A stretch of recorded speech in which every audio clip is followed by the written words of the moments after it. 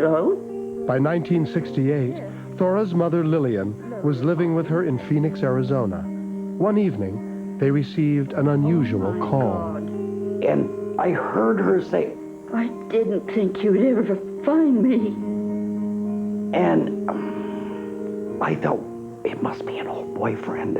Alice Hawkins is my cousin. But the more she kept talking to this person on the phone, the more upset she became. And she started to cry. Goodbye. And she hung up and she turned around and looked at me and she was crying. And I looked and I knew. Mom, do I have an older brother? Yes, you do. I knew it. I knew it. I knew I had an older brother. Yes. Tell me everything. You have to tell me everything. But Thora was in for an even bigger surprise. I don't know where to begin. And I found out his name is Jerry Hartman. The voice on the wind all those years ago. 3 weeks later, Jerry arrived from his home in Minnesota to be reunited with his birth mother and sister. Jerry? Thora? Hi. That first hug is absolutely indescribable. I didn't want to let go.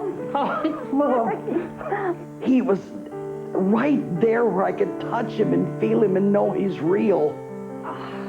This new brother and sister spent the day learning about each other's lives. I got a mother and a little... When I first met her, and we talked from, I don't know, like 8 hours at a crack. You don't know, you guys won't believe how excited Jerry explained that he'd never known he was adopted until he became an adult and his parents revealed the truth. That his birth parents had been forced to give him up during the Great Depression. When he finally examined his adoption papers, he discovered their names, Lillian and Ralph Hawkins. It took quite a few years to locate Lillian. We combed Indiana for Hawkins, and finally we finally found one that knew him. And he said, yeah, they're out in Phoenix. This is going to sound strange, but when I was a little girl, I imagined that I had an older brother and he would protect me from all of the bullies. If I'd have been there, you know I would have. From both of you. You try to make up for lost time, you know, but of course what's lost is lost. But to have a sister now, that's really, really nice.